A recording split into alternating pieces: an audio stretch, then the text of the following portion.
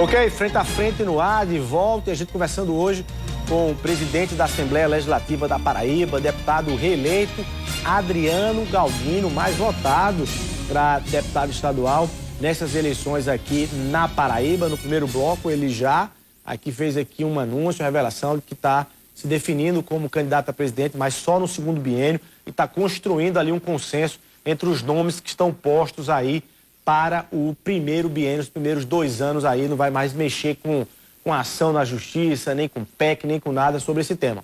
O outro tema é qual é a participação dos republicanos na chapa de 2026. Particularmente, qual é a sua leitura hoje, olhando para o cenário de Zé João Azevedo, que já disseram, né?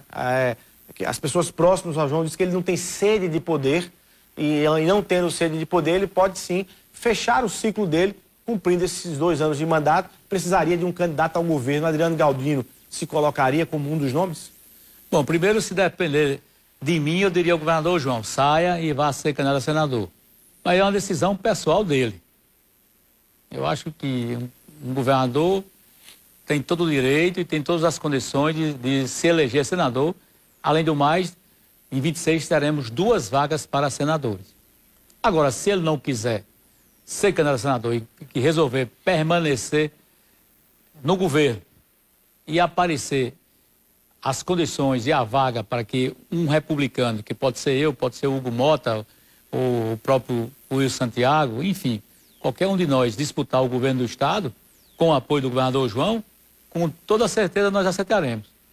Não só eu, como o deputado Hugo Mota, acredito eu, como também o deputado Will Santiago.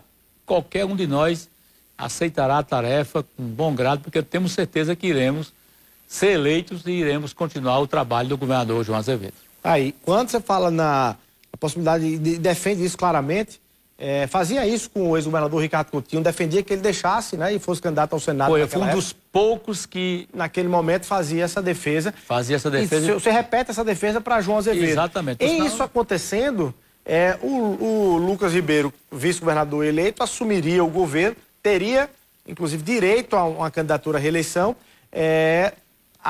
João Azevedo ocuparia uma das vagas ao Senado e sobraria essa vaga de senador. Essa é uma vaga de senador já definida para o Hugo Mota? Pode ser. O Hugo Mota tem todas as condições de ser na Paraíba não só senador, como também governador. E vai ser. Pela idade dele, pela capacidade política dele, não tenho dúvidas que o Hugo Mota será senador da Paraíba e também governador da Paraíba. Vocês convivem com a expectativa, está vendo a imagem aí do deputado federal Hugo Mota? Vocês convivem, presidente, com a expectativa de Hugo Mota virar ministro do presidente eleito Luiz Inácio Lula da Silva, republicanos, aqui na Paraíba especificamente, ter um ministro nesse novo governo? Olha, eu recebi o presidente do meu partido republicano, o Marcos Pereira, na minha residência lá em Ponta de Campina. E ele me falava que o republicano teria um ministro a partir de 23. E eu disse, não, nesse caso só se Bolsonaro for eleito. Eu disse, não, para nós tanto faz. Tanto faz Bolsonaro como Lula. Vamos ter um ministro. Eu disse, como assim? Vocês não vão votar em Bolsonaro? Ele disse, não, nós somos pragmáticos. O Lula, se ganhar, vai precisar de apoio político.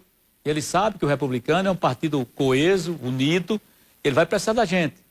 E nós vamos conversar com o presidente Lula também. E se for o caso, se a gente fechar acordo, nós vamos indicar um ministro. E esse ministro será Hugo Mota. Foi assim que ele me falou. O presidente nacional do partido, disse no meu apartamento, na praia de Ponta de Campina, ali por volta, sei lá qual foi o mês, eu acho que... Estou lembrado qual foi o mês. Foi antes de eu me filiar ao partido. Ou seja, a previsão, o nome de Hugo Mota lá em Brasília é um nome, digamos assim, flex. Daria tanto para o governo Bolsonaro quanto para o... Não, quem falou foi o presidente do partido.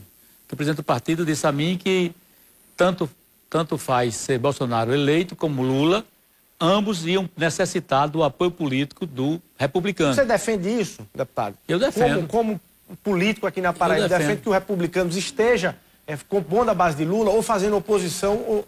Eu defendo que esteja na base de Lula, até porque quando eu fui entrar no republicano, foi uma condição que eu coloquei para o presidente do partido. Olha, eu sou eleitor de Lula e vou continuar votando em Lula. Então, desde já, eu quero já sua liberação para que eu possa continuar defendendo o governo Lula e votando em Lula. E ele, de imediato, me liberou. Entendeu? Então, O Marcos Pereira é um diplomata, é um cidadão com muita coerência política, com muito respeito lá no Congresso. Por sinal, se houver alguma dificuldade para o Arthur Lira ser presidente da Câmara, pode escrever aí. Ele será o presidente. O Marcos Pereira será o presidente. Se houver alguma dificuldade para Arthur Lira, com toda certeza o presidente será o Marcos Pereira. Presidente, como é que você está vendo? E você sempre tem uma posição e opinião muito clara também, transparente. Como é que você está vendo eleitores aqui no Brasil de Bolsonaro que estão nas portas dos quartéis, marchando, pedindo intervenção militar, discordando e não reconhecendo o resultado das urnas, o resultado eleitoral, e bloqueando até bem pouco tempo, bloqueando estradas nesse país? Como é que você classifica essa atitude? Essa questão do bloqueio das estradas foi o que mais me preocupou, né? Eu acho que as pessoas não têm o direito de prejudicar a vontade alheia, nem de prejudicar o direito do cidadão. Então, ainda bem que acabou com esses bloqueios.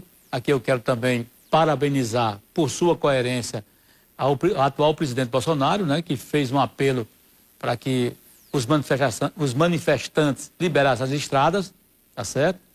Agora, quanto... Aí estão na frente dos quartéis. Aí foram para frente dos quartéis. Isso é mais falta de informação. Eu vivi a ditadura. Vivi ali, naquele período já chegando o final da ditadura, 75, 76, 77, 78. E eu vi o sofrimento do nosso povo à época. Eu vi como era difícil viver no Brasil na época da ditadura. Por falta da liberdade, por exemplo, os bolsonaristas falam tanto de liberdade, né? É falta de informação, falta de conhecimento histórico. Na época da ditadura não tinha liberdade. Pelo contrário, tinha cerceamento do direito de ir, vir, de falar, de comer, de se locomover. Era um período muito difícil de se viver naquela época. E as pessoas só viviam e só tinham oportunidade aqueles que eram amigos dos militares ou então amigos daquelas pessoas que estavam no poder. E a forma era feita de uma forma muito escancarada. Era uma maneira muito política de fazer as coisas, de uma maneira muito injusta. E foi um período que realmente eu não quero que volte nunca ao Brasil. Você acha que pode enfrentar isso na Assembleia, seja como presidente agora no final desse mandato, ou no próximo mandato, com alguns deputados que foram eleitos ou reeleitos, que podem levar esse debate para a Assembleia, debate de intervenção, de contra as urnas? Como é que você vai tratar isso lá dentro? Olha, isso é natural. Pode ser que aconteça sim. Não é que o deputado queira levar para casa do deputado as pessoas esse debate. Perfeitamente natural. Mas vai ter o contraponto também. Porque se alguém levantar esse debate, a defesa do golpe, a defesa do respeito às instituições, ao Estado Democrático de Direito, eu vou me levantar e vou contar a minha experiência de vida. E vou dizer como era o Brasil na época da ditadura e na época do golpe militar. Como era difícil, como era complicado. Então, o Brasil de ontem, eu não quero que ele seja o de hoje de forma nenhuma. Acho que deve contar com a Assembleia Legislativa quem tá querendo fazer esse debate, então. Não vai contar com a Assembleia. Eu acho que a Assembleia, se tiver um ou dois deputados que vai querer fazer esse debate, mas a grande maioria vai defender, sim, a democracia, vai defender o Estado Democrático de Direito, vai defender a vontade popular, a vontade das urnas, que é e foi soberana em todos os aspectos desse país. Deputado, vamos fechar com os últimos... a agenda desse final de ano, fechando a Assembleia Legislativa da Paraíba, do ponto de vista aí de votação de orçamento. Nos atualize em relação a isso. A gente vai para um rápido intervalo comercial. Na volta, se fecha conosco em relação a isso. Um minutinho, a gente está de volta.